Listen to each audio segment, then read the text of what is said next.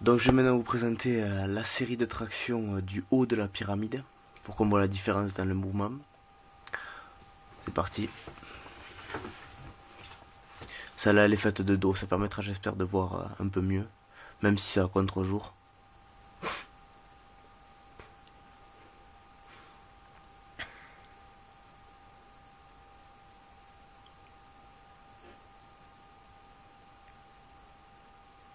Toujours pareil, on se tend pour bien étirer les sangles.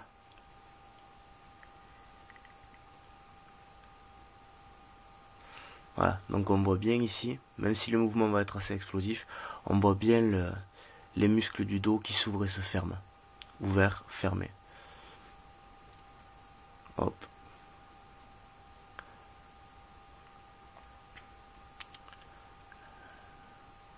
Donc maintenant la dégressive commence, avec un pied sur le banc.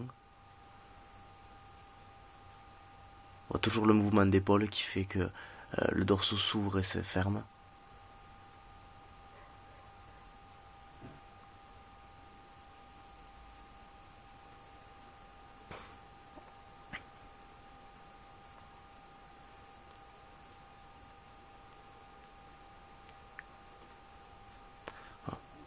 Donc il n'y a quand même pas grand chose à rajouter.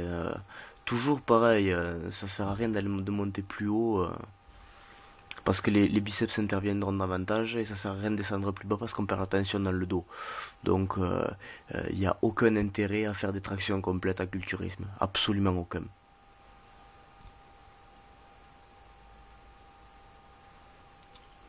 Voilà, donc une nouvelle décharge en enlevant complètement le sac.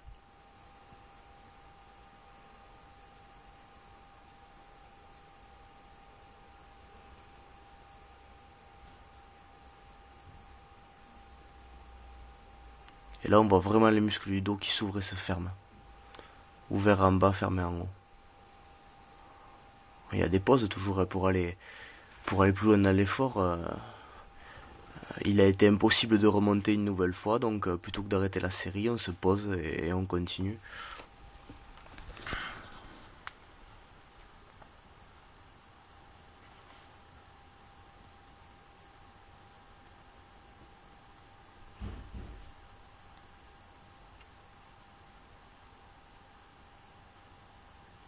Au niveau de l'écartement des mains aussi, on dit souvent que plus c'est large, mieux c'est.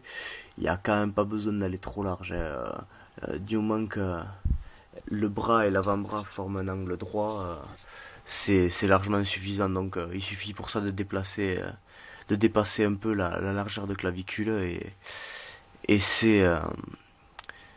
c'est tout à fait convenable pour bien recruter les muscles du dos. L'inconvénient, c'est que plus on va écarter les mains, plus on va réduire l'amplitude du mouvement. Donc il n'y a pas grand intérêt.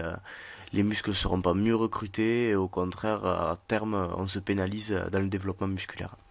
Voilà.